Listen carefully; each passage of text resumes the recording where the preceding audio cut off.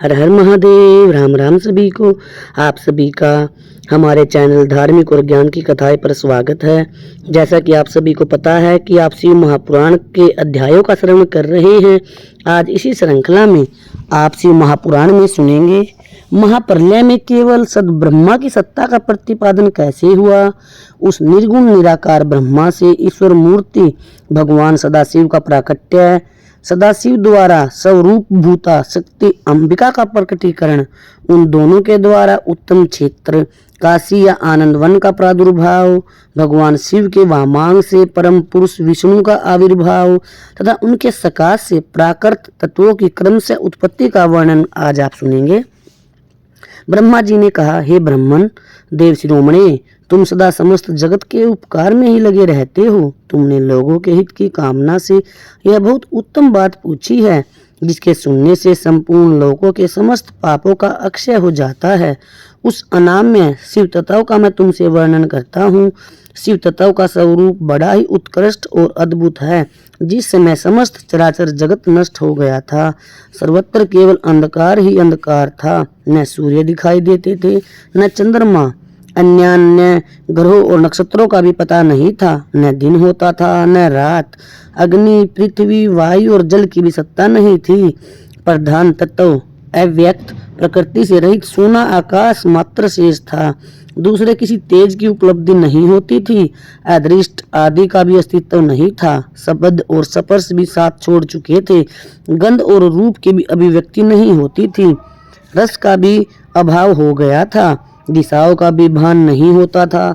इस प्रकार सब और निरंतर सूची भेद घोर अंधकार फैला हुआ था। उस समय तत्सद ब्रह्मा इस श्रुति में जो सत सुना जाता है, एकमात्र वही शेष था। जब यह वह ऐसा जो इत्यादि रूप से निर्दिष्ट होने वाला भावात्मक जगत नहीं था, उस समय एकमात्र वह सत्य ही शेष था, जिसे योगी जन अपने हृदय आकाश के भीतर निरंतर देखते रहते हैं। वह सत्य तत्व मन का विषय नहीं है।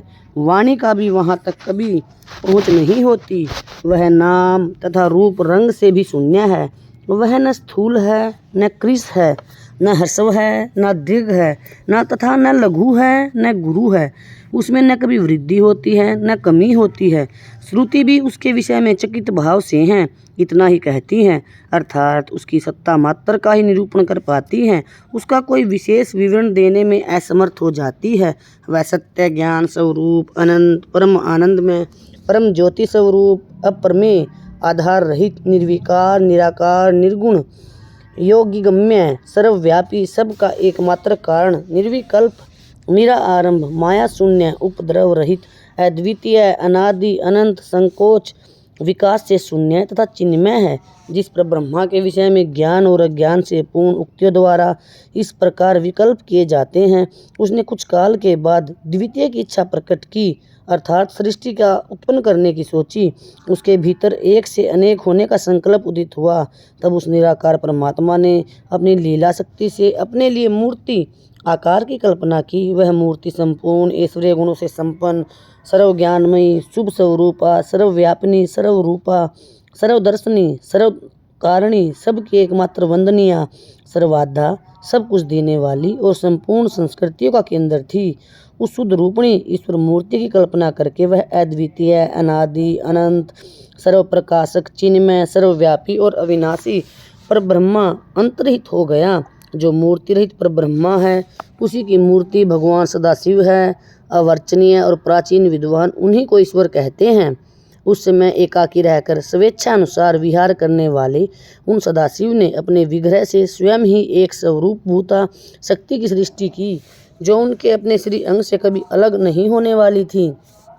उस पराशक्ति को प्रधान, प्रकृति, गुणवती, माया, बुद्धि तत्व की जननी तथा विकार रहित बताया गया है। वह शक्ति अंबिका कही गई है। उसी को प्रकृति, सर्वेश्वरी, त्रिदेव जननी, नित्या और मूल कारण भी कहते हैं। सदाशिव द्वारा प्रकट की गई उस शक्ति के 8 भुजाएं हैं। उस शुभ लक्षणा देवी के मुख की शोभा विचित्र है। वह अकेली ही अपने मुखमंडल में सदा 1 सहस्त्र चंद्रमाओं की कांति धारण करती है। अनेक प्रकार के आभूषण उसके श्री अंगों की शोभा बढ़ाते हैं। वह देवी नाना प्रकार की गतियों से संपन्न है और अनेक प्रकार के अस्त्र शस्त्र धारण करती है। उसके खुले हुए नेत्र खिले हुए कमल के समान जान पड़ते हैं। वह चिंत्य तेज से जगमगाती है। वह सभी की योनि है और सदा उद्यमशील रहती है। एकाकिनी होने पर भी वह माया संयोगवश अनेक हो जाती है। वे जो सदाशिव हैं उन्हें परम पुरुष ईश्वर शिव शंभु और महेश्वर कहते हैं। वे अपने मस्तक पर आकाश गंगा को धारण करते हैं। उनके भाल देश में चंद्रमा शोभा पाते हैं। उनके 5 मुख हैं और प्रत्येक मुख में 3-3 नेत्र हैं। उनका चित्त सदा प्रसन्न रहता है। वे 10 भुजाओं से युक्त और त्रिशूलधारी हैं। उनके श्री अंगों की प्रभा कपूर के समान श्वेत घोर हैं। वे अपने सारे अंगों में भस्म रमाए रहते हैं। उन काल रूपी ब्रह्मा ने एक ही समय शक्ति के नाथ शिवलोक नामक क्षेत्र का निर्माण किया था। उस उत्तम क्षेत्र को ही काशी कहते हैं। वह परम निर्वाण या मोक्ष का स्थान है जो सबके ऊपर विराजमान है। वे प्रिया प्रीतम रूप शक्ति और शिव जो परम आनंद स्वरूप हैं उस मनोरम क्षेत्र में नित्य निवास करते हैं। काशीपुरी परम आनंद स्वरूपणी है। हे मुने, शिव और शिवा ने प्रलय काल में भी कभी उस क्षेत्र को अपने सानिध्य से मुक्त नहीं किया। इसलिए विद्वान पुरुष उसे अविमुक्त क्षेत्र के नाम से भी जानते हैं। वह क्षेत्र आनंद का हेतु है। इसलिए पिनाकधारी भगवान शिव ने पहले उसका नाम आनंदवन रखा था। उसके बाद वह अविमुक्त के नाम से प्रसिद्ध हुआ। देवर्षि, एक समय आनंद वन में रमण करते हुए शिवा और शिव के मन में यह इच्छा हुई कि किसी दूसरे पुरुष की भी सृष्टि करनी चाहिए, जिस पर यह सृष्टि संचालन का महान भार रखकर हम दोनों केवल काशी में रहकर अपनी इच्छानुसार विचरे और निर्वाण धारण करें। वही पुरुष हमारे अनुग्रह से सदा सबकी सृष्टि करे, पालन करे और वही अंत में सबका संहार भी करे। यह चित्त एक समुद्र के समान है। इसमें चिंता की उत्ताल तरंगे उठ उठकर इसे चंचल बनाए रहती हैं। इसमें सतोगुण रूपी रतन, तमोगुण रूपी ग्रह और रजोगुण रूपी मूंगे भरे स्थान हैं, जहाँ हमारी मनोवृत्ति सब ओर से सिमटकर इसी में लगी हुई है तथा जिसके बाहर का जगत चिंता से आतुर प्रतीत होता है। ऐसा निश्चय करके शिव शक्ति सहित सर्वव्यापी परमेश्वर भगवान शिव ने अपने वाम भाग के 10वें अंग पर अमृत मल दिया। फिर तो वहाँ से एक पुरुष प्रकट हुआ जो तीनों लोकों में सबसे अधिक सुंदर था। वह शांत था, उसमें सतोगुण की अधिकता थी तथा वह गंभीरता का अथाह सागर था। हे मुने, समा नामक गुण से युक्त उस पुरुष के लिए ढूंढने पर भी कहीं कोई उपमा नहीं मिलती। उनकी कांति इंद्र नीलमणि के समान श्याम थी। उसके अंग अंग से दिव्य शोभा छिटक रही थी और नेत्र कमल के समान शोभा पा रहे थे। श्री अंगों पर श्रवण की सी कांति वाले 2 सुंदर रेशमी पीताम्बर शोभा दे रहे थे। किसी से भी पराजित न होने वाला वह वीर पुरुष अपने प्रचंड भुजदंडों से सुशोभित हो रहा था। उसके बाद उस पुरुष ने परमेश्वर शिव को प्रणाम करके कहा, स्वामिन, मेरा नाम निश्चित कीजिए और काम बताइए। उस पुरुष की आवाज़ सुनकर महेश्वर भगवान शंकर हंसते हुए बादल के समान गंभीर वाणी में उससे बोले। भगवान शिव ने कहा, हे वत्स, व्यापक होने के कारण तुम्हारा नाम विष्णु है। इसके सिवा और भी बहुत से नाम होंगे जो भक्तों को सुख देने वाले होंगे। तुम सुस्थिर उत्तम तप करो, क्योंकि वही समस्त कार्यों का साधन है। ऐसा कहकर भगवान शिव ने श्वास मार्ग से श्री विष्णु को वेदों का ज्ञान प्रदान किया।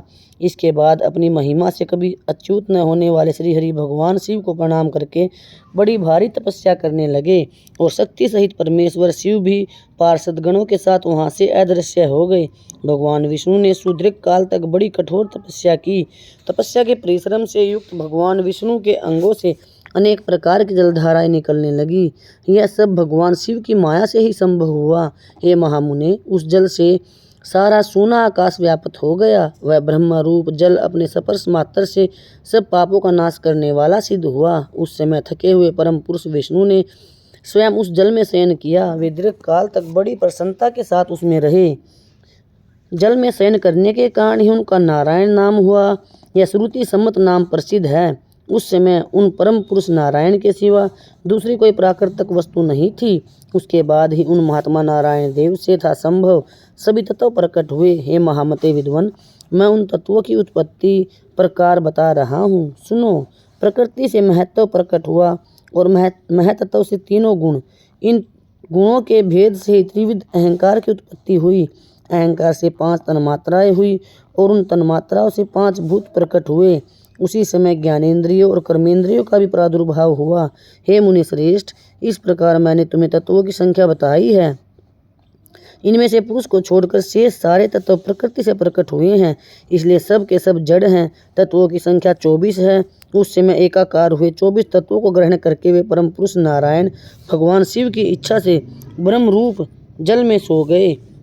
ब्रह्मा जी कहते हैं, हे देवर्षि, जब नारायण देव जल में शयन करने लगे उस समय उनकी नाभि से भगवान शंकर की इच्छावश सहसा एक उत्तम कमल प्रकट हुआ, जो बहुत बड़ा था। उसमें असंख्य नाल दंड थे। उनकी कांति कनेर के फूल के समान पीले रंग की थी तथा उसकी लंबाई और ऊंचाई भी अनंत योजन थी।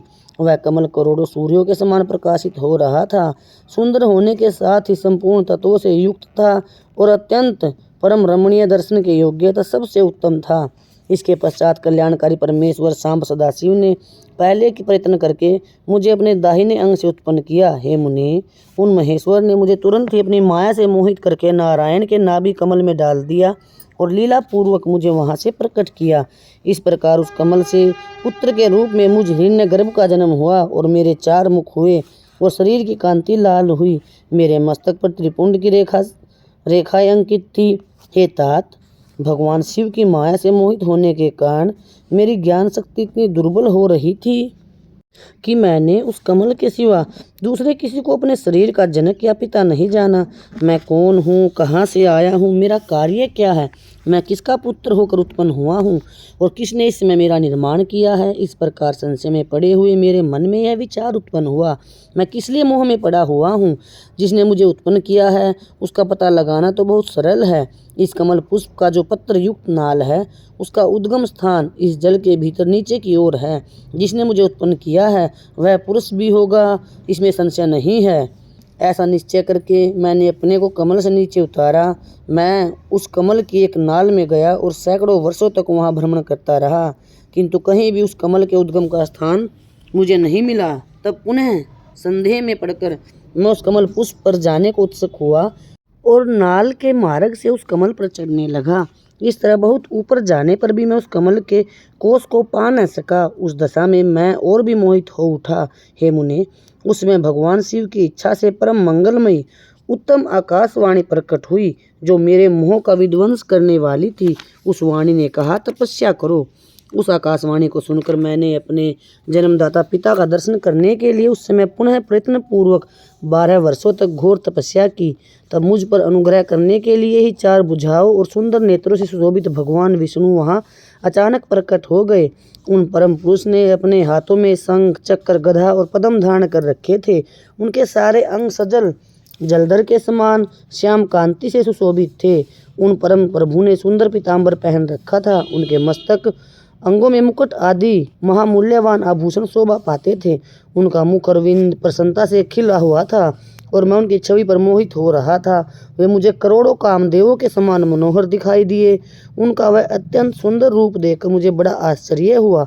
वे सांवली और सुनहरी आभा से उद्भासित हो रहे थे। उस समय उन सत्स्वरूप सर्वात्मा 4 भुजा धारण करने वाले महाबाहु नारायण देव को वहां उस रूप में अपने साथ देखकर मुझे बड़ा हर्ष हुआ। तदंतर उन नारायण देव के साथ मेरी बातचीत आरंभ हुई। भगवान शिव की लीला से वहां हम दोनों में कुछ विवाद छिड़ गया।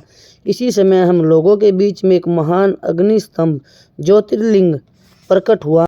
मैंने और श्री विष्णु ने क्रमशः ऊपर और नीचे जाकर उसके आदि अंत का पता लगाने के लिए बड़ा प्रयत्न किया, परंतु हमें कहीं भी उसका छोर नहीं मिला। मैं थककर ऊपर से नीचे लौट आया और भगवान विष्णु भी इसी तरह नीचे से ऊपर आकर मुझसे मिले। हम दोनों शिव की माया से मोहित से श्री हरि ने मेरे साथ आगे पीछे और अगल बगल में परमेश्वर शिव को प्रणाम किया। फिर वे सोचने लगे, यह क्या वस्तु है, इसके स्वरूप का निर्देश नहीं किया जा सकता, क्योंकि न तो इसका कोई नाम है और न कर्म ही है। लिंग रहित तत्व ही यहाँ लिंग भाव को प्राप्त हो गया है। ध्यान मार्ग में भी इसके स्वरूप का कुछ पता नहीं चलता। इसके बाद मैं और श्री हरि दोनों ने अपने चित्त को स्वस्थ करके उस अग्निस्तंभ को प्रणाम करना आरंभ किया। हम दोनों बोले, हे महाप्रभु, हम आपके स्वरूप को नहीं जानते। आप जो कोई भी क्यों ना हो, आपको हमारा नमस्कार है। हे महेशान, आप शीघ्र ही हमें अपने यथार्थ रूप का दर्शन कराइए। हे मुनि श्रेष्ठ, इस प्रकार अहंकार से आविष्ट हुए हम दोनों ही वहां नमस्कार करने लगे। ऐसा करते हुए हमारे 100 वर्ष बीत गए। ब्रह्मा जी कहते हैं, हे मुनि श्रेष्ठ नारद, इस प्रकार हम दोनों देवता गर्व रहित हो निरंतर प्रणाम करते रहे। हम दोनों के मन में एक ही इच्छा थी कि इस ज्योतिर्लिंग के रूप में प्रकट हुए परमेश्वर प्रत्यक्ष दर्शन दे। भगवान शंकर दीनों के प्रतिपालक, अहंकारियों का गर्व चूर्ण करने वाले तथा सबके अविनाशी प्रभु हैं। वे हम दोनों पर दयालु हो गए। उस समय वहाँ उन सुर श्रेष्ठ से ओम ओम ऐसा शब्द रूप नाद प्रकट हुआ जो स्पष्ट रूप से सुनाई देता था। वह नाद प्लुत स्वर में अभिव्यक्त हुआ था। जोर से प्रकट होने वाले उस शब्द के विषय में यह क्या है, ऐसा सोचते हुए समस्त देवताओं के आराध्य भगवान विष्णु मेरे साथ संतुष्ट चित्त से खड़े रहे। वे सर्वथा वैर भाव से रहित थे। उन्होंने लिंग के दक्षिण भाग में सनातन आदि वर्ण आकार का दर्शन किया, उत्तर भाग में उकार का, मध्य भाग में मकार का और अंत में ओम इस नाद का साक्षात दर्शन एवं अनुभव किया। दक्षिण भाग में प्रकट हुए आदिवर्ण आकार को सूर्यमंडल के समान तेजों में देखकर जब उन्होंने उत्तर भाग में दृष्टिपात किया तब वहाँ उकार वर्ण अग्नि के समान दीप्तशाली दिखाई दिया। हे मुनिश्रेष्ठ, इसी तरह उन्होंने मध्य भाग में मकार को चंद्रमंडल के समान उज्ज्वल कांति से प्रकाशमान देखा। इसके पश्चात जब उसके ऊपर दृष्टि डाली तब शुद्ध स्फटिक मणि के समान निर्मल प्रभा से युक्त, तुरीयातीत, अमल, निष्कल, निरुपद्रव, निर्द्वंद, अद्वितीय, शून्य में ब्रह्मा और अभ्यंतर के भेद से रहित, बाह्य अंतर भेद से युक्त, जगत के भीतर और बाहर स्वयं ही स्थित, आदि मध्य और अंत से रहित, आनंद के आदि कारण तथा सबके परम आश्रय, सत्य, आनंद एवं अमृत स्वरूप पर ब्रह्मा का साक्षात्कार किया। उस समय श्री हरि यह सोचने लगे कि यह अग्निस्तंभ यहाँ कहाँ से प्रकट हुआ है। हम दोनों फिर इसकी परीक्षा करें। मैं इस अनुपम अनल स्तंभ के नीचे जाऊंगा। ऐसा विचार करते हुए श्री हरि ने वेद और शब्द दोनों के आवेश से युक्त विश्वात्मा शिव का चिंतन किया। तब वहाँ एक ऋषि प्रकट हुए जो ऋषि समूह के परम स्वरूप माने जाते हैं। उन्हीं ऋषि के द्वारा परमेश्वर श्री विष्णु ने जाना कि शब्द ब्रह्मा में शरीर वाले परम लिंग के रूप में साक्षात पर ब्रह्मा स्वरूप महादेव जी यहाँ प्रकट हुए हैं। ये चिंता रहित अथवा अचिंत्य हैं, रुद्र हैं। जहाँ जाकर मन सहित वाणी से प्राप्त किए बिना ही लौट आती है, उस पर ब्रह्मा परमात्मा शिव का वाचक एकाक्षर प्रणव ही है, अर्थात ओम है। वे इसके वाच्या रूप हैं। वह परम कारण, नित्य, सत्य, आनंद एवं अमृत स्वरूप परात्पर पर ब्रह्मा एकाक्षर का वाच्य है। प्रणव के एक अक्षर आकार से जगत के बीजभूत अंड जन्मा भगवान ब्रह्मा का बोध होता है। उसके दूसरे एक अक्षर उकार से परम कारण रूप श्री हरि का बोध होता है और तीसरे एक अक्षर मकार से भगवान नील लोहित शिव का ज्ञान होता है। आकार सृष्टि करता है, उकार मुंह में डालने वाला है और मकार नित्य अनुग्रह करने वाला है। मकार बोध्य सर्वव्यापी शिव बीज मात्र के स्वामी हैं और आकार संज्ञक मुझ ब्रह्मा को बीज कहते हैं। उकार नामधारी श्री हरि योनि हैं। प्रधान और पुरुष के भी ईश्वर जो महेश्वर हैं, वे बीज और योनि भी हैं। उन्हीं को नाद कहा गया है। उनके भीतर सबका समावेश है। बीजी अपनी इच्छा से ही अपने बीज को अनेक रूपों में विविक्त करके स्थित है। इन बीजी भगवान महेश्वर के लिंग से आकार रूप बीज प्रकट हुआ है जो उकार रूप योनि में स्थापित होकर सब और बढ़ने लगा। उसका और कोई विशेष लक्षण नहीं लक्षित होता था। वह दिव्य अंड अनेक वर्षों तक जल में स्थित रहा। तदंतर 1000 वर्ष बीत जाने पर उस अंड के 2 टुकड़े हो गए। जल में स्थित हुआ वह अंड अजन्मा ब्रह्मा जी की उत्पत्ति का स्थान था और साक्षात महेश्वर के आघात से ही फूटकर 2 भागों में बट गया था। उस अवस्था में उसका ऊपर स्थित हुआ श्रोण में कपाल बड़ी शोभा पाने लगा। वही धूलोक के रूप में प्रकट हुआ तथा जो उसका दूसरा नीचे वाला कपाल था वही यह 5 लक्षणों से युक्त पृथ्वी है। उस अंड से चतुर्मुख ब्रह्मा उत्पन्न हुए जिसकी कै संज्ञा है। वे समस्त लोगों के दृष्टा हैं। इस प्रकार वे भगवान महेश्वर ही अ, उ और मैं इन त्रिविध रूपों में वर्णित हुए। इस अभिप्राय से उन ज्योतिर्लिंग स्वरूप सदाशिव ने ओम ओम ऐसा कहा। यह बात यजुर्वेद के श्रेष्ठ मंत्र कहते हैं। यजुर्वेद के श्रेष्ठ मंत्रों का यह कथन सुनकर ऋचाओं और साम मंत्रों ने भी हमसे आदरपूर्वक कहा है, हे हरे, हे ब्रह्मांड, यह बात ऐसी ही है। इस तरह देवेश्वर शिव को जानकर श्री हरि ने शक्ति संभूत मंत्रों द्वारा उत्तम एवं महान अबुध्य से शोभित होने वाले उन महेश्वर का सत्वन किया। इसी बीच मेरे साथ विश्वपालक भगवान विष्णु ने एक और भी अद्भुत एवं सुंदर रूप देखा। हे मुने, वह रूप 5 मुखों और 10 भुजाओं से अलंकृत था। उनकी कांति कपूर के समान गौर थी। वह नाना प्रकार की छटाओं से छविमान और भांति भांति के आभूषणों से विभूषित थे। उस परम उदार महापराक्रमी और महापुरुष के लक्षणों से संपन्न अत्यंत उत्कृष्ट रूप का दर्शन करके मैं और श्री हरि दोनों कृतार्थ हो गए। तत्पश्चात परमेश्वर भगवान महेश प्रसन्न हो अपने दिव्य शब्द में रूप को प्रकट करके हंसते हुए खड़े हो गए। आकार उनका मस्तक और आकार ललाट है। इस प्रकार दाहिना और इकार बाया नेत्र है। उकार को उनका दाहिना और उकार को बाया कान बताया जाता है। रिकार उन परमेश्वर का दाया कपोल है और रिकार बाया। लरी और लरी ये उनकी नासिका के 2 छिद्र हैं। एकार एवं उन सर्वव्यापी प्रभु का ऊपरी ओष्ठ है और एकार अधर है। ओकार और ओकार ये दोनों क्रम से उनकी ऊपर और नीचे की 2 दंत पंक्तियां हैं। अंग और अह उन देवादिदेव शूलधारी शिव के दोनों तालु हैं। क आदि 5 अक्षर उनके दाहिने 5 हाथ हैं और च आदि 5 अक्षर बाएं 5 हाथ। ट आदि और त आदि 5 अक्षर उनके पैर हैं। पकार पेट है। पकार को दाहिना पार्श्व बताया जाता है और बकार को बाया पार्श्व। भकार को कंधा कहते हैं। मकार उन योगी महादेव शंभु का हृदय है। यह से लेकर स तक 7 अक्षर सर्वव्यापी शिव के शब्द में स्थिर की 7 धातुएं हैं। हकार उनकी नाभि है और अक्षार को मुतेंद्रिय कहा गया है। इस प्रकार निर्गुण एवं गुण स्वरूप परमात्मा के शब्द में रूप को भगवती उमा के साथ देखकर मैं और श्री हरि दोनों कृतार्थ हो गए। इस तरह शब्द ब्रह्म में शरीरधारी महेश्वर शिव का दर्शन पाकर मेरे साथ श्री हरि ने उन्हें प्रणाम किया और पुनः ऊपर की ओर देखा। उस समय उन्हें 5 कलाओं से युक्त ओमकार जनित मंत्र का साक्षात्कार हुआ। तत्पश्चात महादेव जी का ओम तत्वमसि यह महावाक्य दृष्टिगोचर हुआ, जो परम उत्तम मंत्र रूप है तथा शुद्ध स्फटिक के समान निर्मल है। फिर संपूर्ण धर्म और अर्थ का साधक और बुद्धि स्वरूप गायत्री नामक दूसरा महान मंत्र लक्षित हुआ, जिसमें 24 अक्षर हैं, जो चारों पुरुषार्थ रूपी फल देने वाला है। तत्पश्चात मृत्युंजय मंत्र, फिर पंचाक्षर मंत्र तथा दक्षिणामूर्ति संज्ञक चिंतामणि मंत्र का साक्षात्कार हुआ। इस प्रकार 5 मंत्रों की उपलब्धि करके भगवान श्री हरि उनका जप करने लगे। इसके बाद ऋक, यजु और साम ये जिनके रूप हैं, जो ईशो के मुकुटमणि ईशान हैं, जो पुरातन पुरुष हैं, जिनका हृदय अघोर अर्थात सौम्य है, जो हृदय को प्रिय लगने वाले सर्वगुह्य सदाशिव हैं, जिनके चरण वाम परम सुंदर हैं, जो महान देवता हैं और महान सर्पराज को आभूषण के रूप में धारण करते हैं, जिनके सभी और पैर और सभी और नेत्र हैं, जो मुझ ब्रह्मा के भी अधिपति कल्याणकारी तथा सृष्टि पालनहार और संहार करने वाले हैं। उन वरदायक शाम सदाशिव का मेरे साथ भगवान विष्णु ने प्रिय वचनों द्वारा संतुष्ट चित्त से सत्वन किया।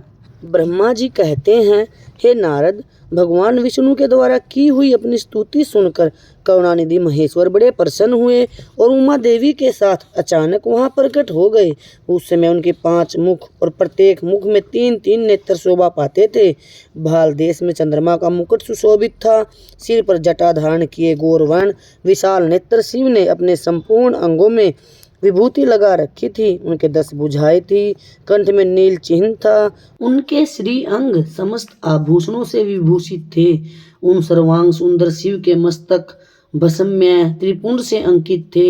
ऐसे विशेष गुणों से युक्त परमेश्वर महादेव जी को भगवती उमा के साथ उपस्थित देख मैंने और भगवान विष्णु ने पुनः प्रिय वचनों द्वारा उनकी स्तुति की।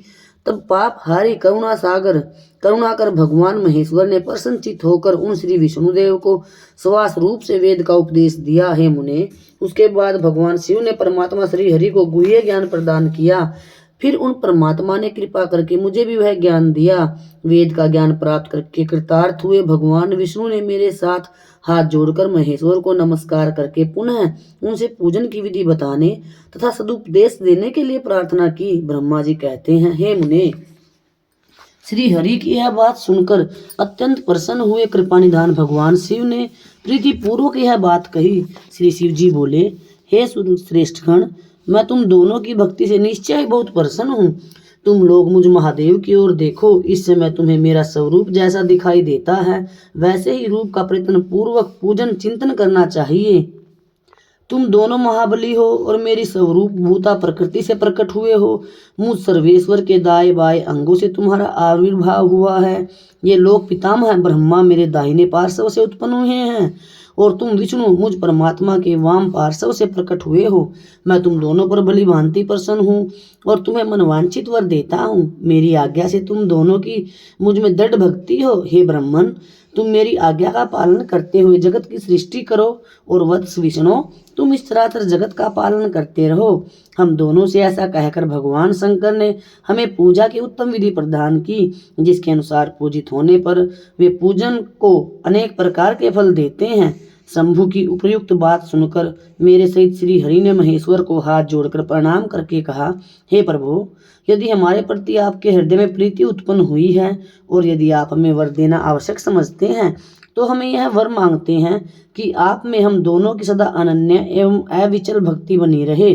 तब ब्रह्मा जी कहते हैं, हे मुने, श्री हरि की यह बात सुनकर भगवान शिव ने पुनः मस्तक झुकाकर प्रणाम करके हाथ जोड़े खड़े हुए उन नारायण देव से स्वयं कहा, मैं सृष्टि का पालन और संहार करता हूँ, सुगम और निर्गुण हूँ तथा सच्चिदानंद स्वरूप निर्विकार परब्रह्मा परमात्मा हूँ। हे विष्णु, सृष्टि, रक्षा और प्रलय रूप गुणों अथवा कार्यों के भेद से मैं ही ब्रह्मा, विष्णु और रुद्र नाम धारण करके 3 स्वरूपों में विभक्त हुआ हूँ। हरे, वास्तव में मैं सदा निष्फल हूँ। विष्णु, तुमने और ब्रह्मा ने मेरे जो निष्काल अर्थात निराकार रूप को जाना है और जिसकी स्तुति की है, तुम्हारी उस प्रार्थना को मैं अवश्य सच्ची करूंगा, क्योंकि मैं भक्त वत्सल हूँ। हे ब्राह्मण, मेरा ऐसा ही परम उत्कृष्ट रूप तुम्हारे शरीर से इस लोक में प्रकट होगा, जो नाम से रुद्र कहलाएगा। मेरे अंश से प्रकट हुए रुद्र की सामर्थ्य मुझसे कम नहीं होगी। जो मैं हूँ वही यह रुद्र है। पूजा की विधि विधान की दृष्टि से भी मुझ में और उनमें कोई अंतर नहीं है। जैसे ज्योति का जल आदि के साथ संपर्क होने पर भी उसमें सिर्फ दोष नहीं लगता, उसी प्रकार मुझ निर्गुण परमात्मा को भी किसी के संयोग से बंधन नहीं प्राप्त होता। यह मेरा शिव रूप है। जब रुद्र प्रकट होंगे तब वे भी शिव के तुल्य ही होंगे। हे महामुने, उनमें और शिव में परायपन का भेद नहीं करना चाहिए। वास्तव में एक ही रूप सग जगत में व्यवहार निर्वाह के लिए 2 रूपों में विभक्त हो गया है। अतः शिव और रुद्र में कभी भेद बुद्धि नहीं करनी चाहिए। वास्तव में सारा दृश्य ही मेरे विचार से शिव रूप है। मैं, तुम, ब्रह्मा तथा ये जो रुद्र रूप प्रकट होंगे वे सब के सब एक रूप हैं। इनमें भेद नहीं है। भेद मानने पर अवश्य ही बंधन होगा। तथापि मेरा शिव स्वरूप ही सनातन है। यही सदा सब रूपों का मूलभूत कहा गया है। यह सत्य ज्ञान एवं अनंत ब्रह्मा है। ऐसा जानकर सदा मन से मेरे यथार्थ स्वरूप का दर्शन करना चाहिए। हे ब्राह्मण, सुनो, मैं तुम्हें गोपनीय बात बता रहा हूँ। मैं स्वयं ब्रह्मा जी की प्रकृति से प्रकट होऊंगा।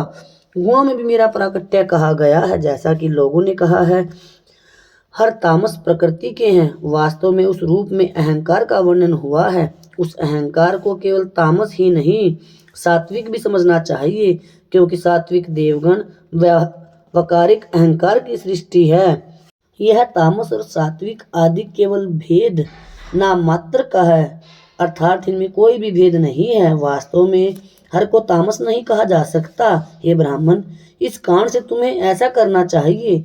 तुम तो इस सृष्टि के निर्माता बनो और श्री हरि इसका पालन करे तथा मेरे अंश से प्रकट होने वाले जो रुद्र हैं वे इसका प्रलय करने वाले होंगे।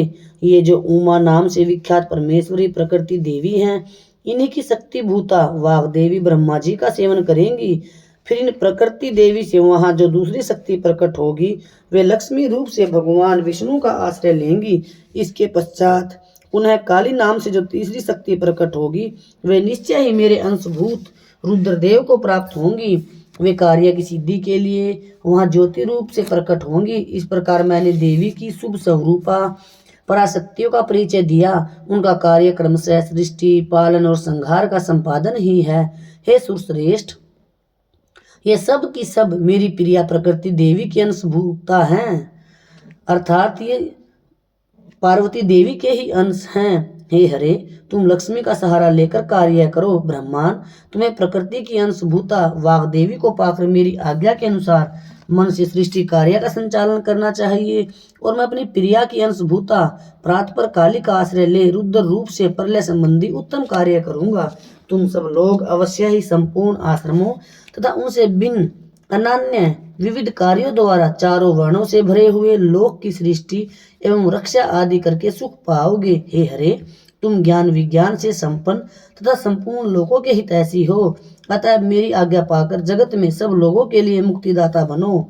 मेरा दर्शन होने पर जो फल प्राप्त होता है वही तुम्हारा दर्शन होने पर भी प्राप्त होगा। मेरी यह बात सत्य है, इसमें संदेह के लिए कोई स्थान नहीं है। मेरे हृदय में विष्णु है और विष्णु के हृदय में मैं हूँ। जो इन दोनों में अंतर नहीं समझता वही मुझे विशेष प्रिय है। श्री हरि मेरे बाएं अंग से प्रकट हुए हैं, ब्रह्मा का दाहिने अंग से प्राकट्य हुआ है और महाप्रलयकारी विश्वात्मा रुद्र मेरे हृदय से प्रादुर्भाव होंगे। हे विष्णु, मैं ही सृष्टि पालन और संहार करने वाले रज आदि त्रिविध गुणों द्वारा ब्रह्मा विष्णु रुद्र नाम से प्रसिद्ध हो। तीन रूपों से पृथक प्रकट होता है। साक्षात शिव गुणों से भिन्न है, वे प्रकृति और पुरुष से भी परे हैं। अद्वितीय नित्य अनंत पूर्ण एवं निरंजन ब्रह्मा परमात्मा हैं। तीनों लोकों का पालन करने वाले श्री हरि भीतर तमोगुण और बाहर सतोगुण धारण करते हैं। त्रिलोकी का संहार करने वाले रुद्रदेव भीतर सतोगुण और बाहर तमोगुण धारण करते हैं तथा त्रिभुवन की सृष्टि करने वाले ब्रह्मा जी बाहर और भीतर से भी रजोगुणी ही हैं। इस प्रकार ब्रह्मा विष्णु तथा रुद्र इन तीन देवताओं में गुण हैं, परंतु शिव गुणातीत माने गए हैं। हे विष्णु, तुम मेरी आज्ञा से इन सृष्टिकर्ता पितामह का प्रसन्नता पूर्वक पालन करो। ऐसा करने से तीनों लोकों में पूजनीय हो जाओगे। परमेश्वर शिव बोले, उत्तम व्रत का पालन करने वाले हरे विष्णु, अब तुम मेरी दूसरी आज्ञा सुनो। उसका पालन करने से तुम सदा समस्त लोकों में माननीय और पूजनीय बने रहोगे।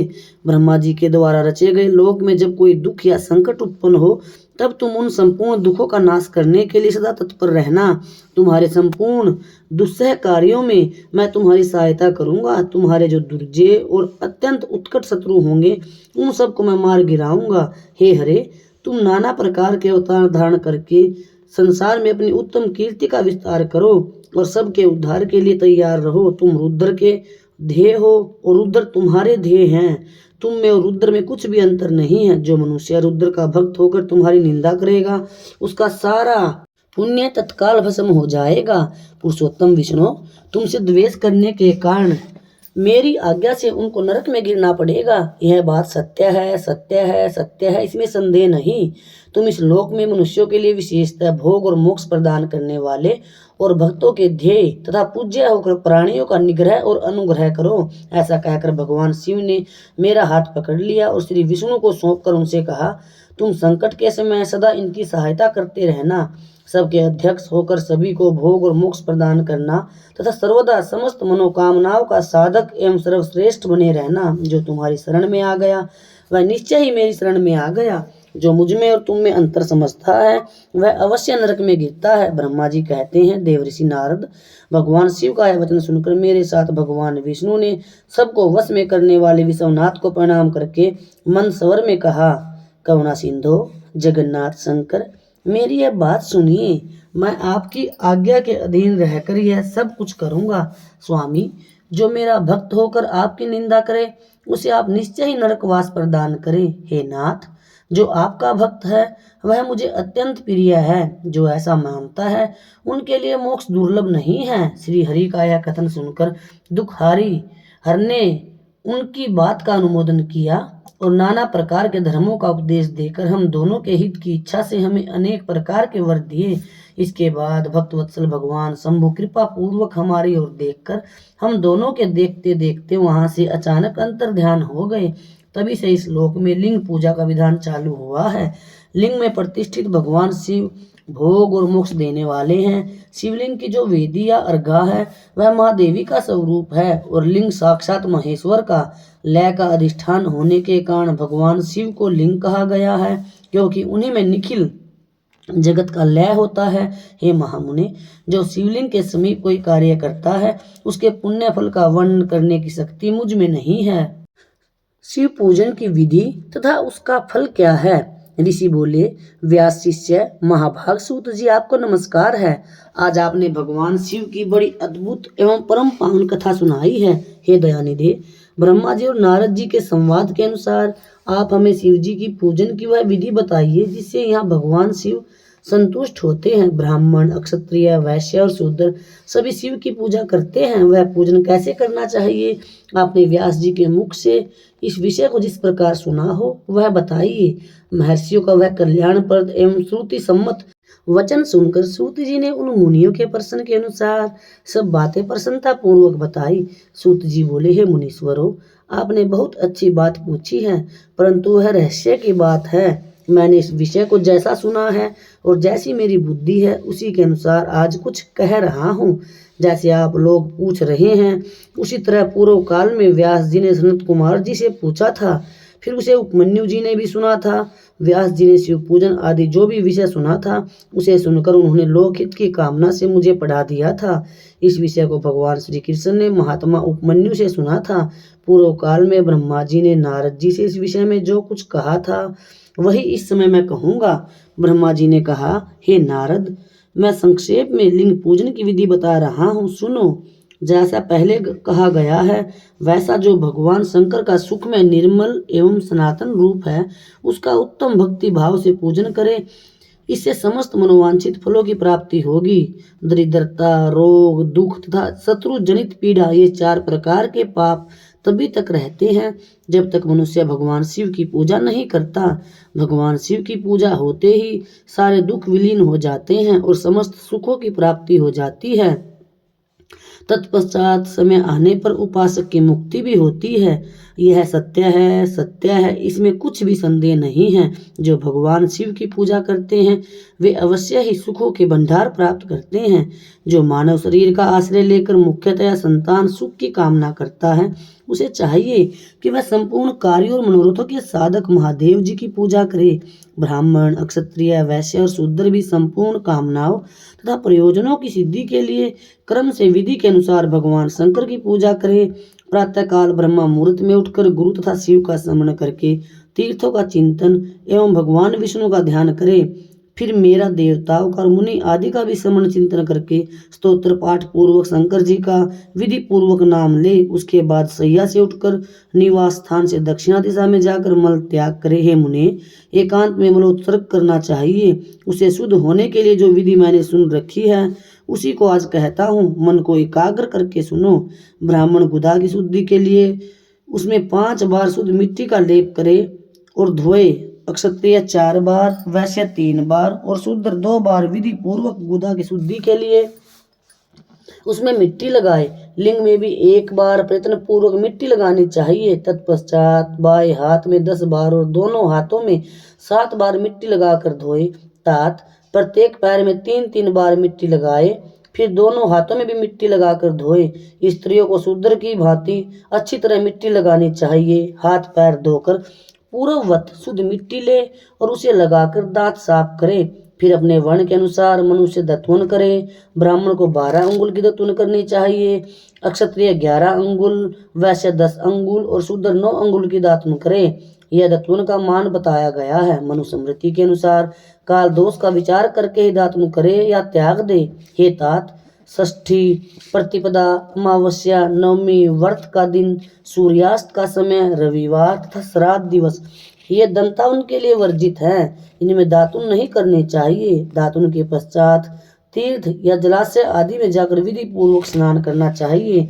विशेष देश काल आने पर मंत्र उच्चारण पूर्वक स्नान करना उचित है। स्नान के पश्चात पहले आचमन करके वह धुला हुआ वस्त्र धारण करे, फिर सुंदर एकांत स्थल में बैठकर संध्या विधि का अनुष्ठान करे। यथा योग्य संध्या विधि का पालन करके पूजा का कार्य आरंभ करे। मन को सुस्थिर करके पूजा गृह में प्रवेश करे।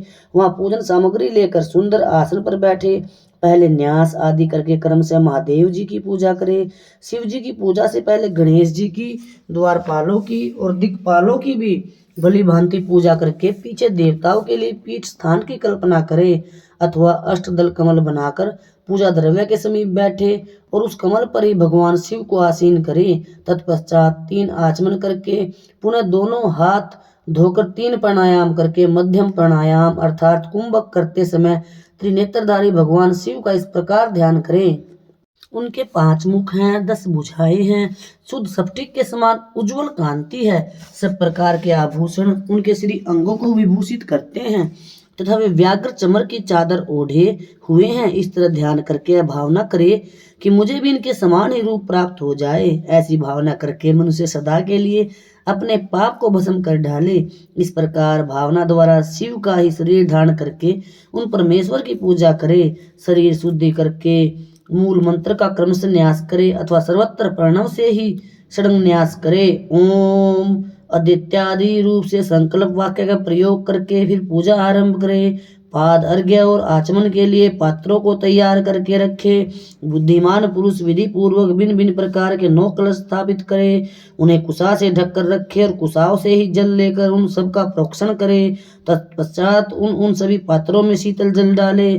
फिर बुद्धिमान पुरुष देखभाल कर प्रणव मंत्र के द्वारा उनमें अनेक द्रव्यों को डाले। खस और चंदन को पाद पात्र में रखे। चमेली के फूल, शीतल चीनी, कपूर, बड़की जड़ तथा तमाल, इन सबको यथोचित रूप से कूट पीस कर चूर्ण बना ले और आचमनीय के पात्र में डाले। इलायची और चंदन को तो सभी पात्रों में डालना चाहिए। देवादिदेव महादेव के पार्श्व भाग में नंदीश्वर का पूजन करे। गंध, धूप तथा भांति भांति के दीपों द्वारा शिव की पूजा करे। फिर लिंग शुद्धि करके मनुष्य प्रसन्नता पूर्वक मंत्र समूहों के आदि में प्रणव तथा अंत में नमः पद जोड़कर उनके द्वारा इष्ट देव के लिए यथोचित आसन की कल्पना करे। फिर प्रणव से पद्मासन की कल्पना करके यह भावना करे कि इस कमल का पूर्व दल साक्षात अणिमा नामक ऐश्वर्य रूप तथा अविनाशी है, दक्षिण दल लघिमा है, पश्चिम दल महिमा है, उत्तर दल प्राप्ति है, अग्नि कोण का दल प्राकम्य है, नैऋत्य कोण का दल ईश्वित्व है, वायव्य कोण का दल वसित्व है, ईशान कोण का दल सर्वज्ञत्व है और उस कमल की कर्णिका को सोम कहा जाता है। सोम के नीचे सूर्य है, सूर्य के नीचे अग्नि है और अग्नि के नीचे भी धर्म आदि के स्थान है। क्रमशः ऐसी कल्पना करने के पश्चात चारों दिशाओं में अव्यक्त महत्त्व, अहंकार और उनके विकारों की कल्पना करें।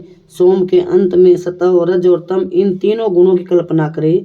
इसके बाद सदोजातम प्रपद्यामि इत्यादि मंत्र से परमेश्वर शिव का आवाहन करके ओम वामदेवाय नमः इत्यादि वामदेव मंत्र से उन्हें आसन पर विराजमान करे।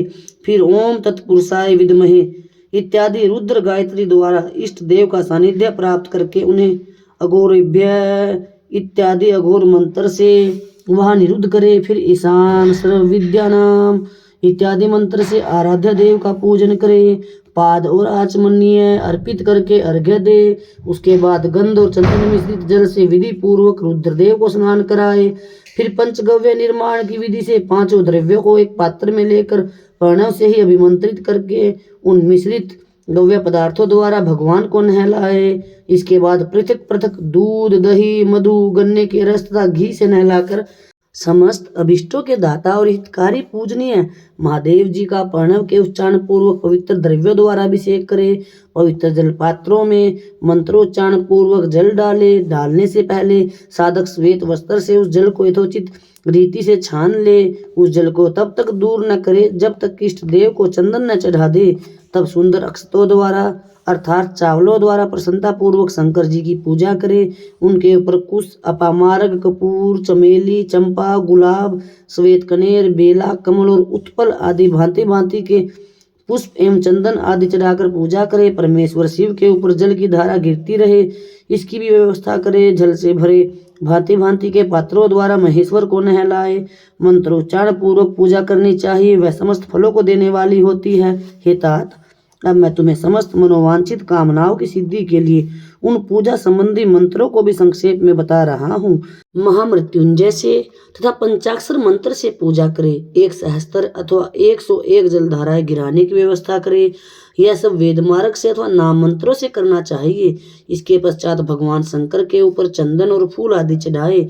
प्रणव से ही मुखवास, तांबूल आदि अर्पित करे। इसके बाद जो स्फटिक मणि के समान निर्मल, निष्कल, अविनाशी, सर्वलोक कारण, सर्वलोक में परमदेव हैं, जो ब्रह्मा, रुद्र, इंद्र और विष्णु आदि देवताओं की भी दृष्टि में नहीं आते। वेद वेत्ता विद्वानों ने जिन्हें वेदांत में मनवाणी के गोचर बताया है, जो आदि मध्य और अंत से रहित तथा समस्त रोगियों के लिए औषध रूप हैं, जिनकी शिव तत्व के नाम से ख्याति है तथा जो शिवलिंग के रूप में प्रतिष्ठित है, उन भगवान शिव का लिंग के मस्तक पर प्रणव मंत्र से ही पूजन करे। धूप, दीप नैवेद्य, सुंदर तांबूल एवं सुरम्य आरती द्वारा यथोक्त विधि से पूजा करके स्तोत्रों तथा अन्य नाना प्रकार के मंत्रों द्वारा उन्हें नमस्कार करें।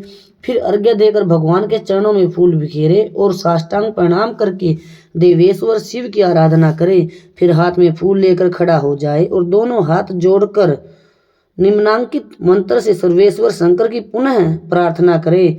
हे कल्याणकारी शिव, मैंने अनजाने में अथवा जानबूझकर जो जप पूजा आदि सत्कर्म किए हों वे आपकी कृपा से सफल हों। इस प्रकार पढ़कर भगवान शिव के ऊपर प्रसन्नता पूर्वक फूल चढ़ाए। स्वस्ति वाचन करके अनेक प्रकार की आशी प्रार्थना करें। फिर शिव के ऊपर मार्जन करना चाहिए। मार्जन के बाद नमस्कार करके अपराध के लिए क्षमा प्रार्थना करते हुए पुनरागमन के लिए विसर्जन करना चाहिए। इसके बाद अधा से आरंभ होने वाले मंत्र का उच्चारण करके नमस्कार करें। फिर संपूर्ण भाव से विभोर हो इस प्रकार प्रार्थना करें। प्रत्येक जन्म में मेरी शिव में भक्ति हो, शिव में भक्ति हो, शिव में भक्ति हो। शिव के सिवा दूसरा कोई मुझे शरण देने वाला नहीं। हे महादेव, आप ही मेरे लिए शरणदाता हैं। हे महादेव, आप ही मेरे लिए शरणदाता हैं। इस प्रकार प्रार्थना करके संपूर्ण सिद्धियों के दाता देवेश्वर शिव का पराभक्ति के द्वारा पूजन करें।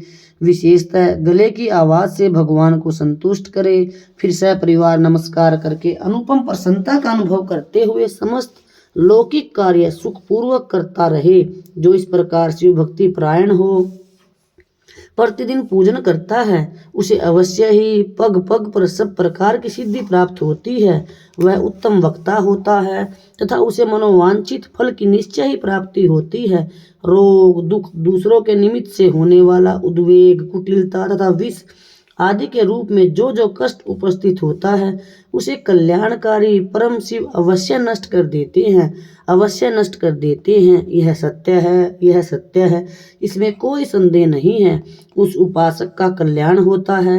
भगवान शंकर की पूजा से उसमें अवश्य सद्गुणों की वृद्धि होती है। ठीक उसी तरह जैसे शुक्ल पक्ष में चंद्रमा बढ़ता है। हे मुनि श्रेष्ठ नारद, इस प्रकार मैंने शिव जी की पूजा का विधान बताया। अब तुम क्या सुनना चाहते हो? कौन सा प्रश्न पूछने वाले हो? जो भी भगवान शिव को प्रेम करते हैं, अपना पिता गुरु अपना इष्ट देव मानते हैं, भगवान शिव उसका अवश्य कल्याण करते हैं, अवश्य कल्याण करते हैं। इन भावों को बहुत अच्छी तरह वो ही समझ पाएगा जो भगवान शिव से हृदय से प्रेम करता है। आप सभी ने अपना कीमती समय दिया, इसके लिए आप सभी का कोटि कोटि धन्यवाद। कमेंट में हर हर महादेव लिखिए, राम राम लिखिए। अगर आप संपूर्ण शिव महापुराण का श्रवण करना चाहते हैं तो इस चैनल के साथ जुड़े रहिए। आप सभी का धन्यवाद। हर हर महादेव।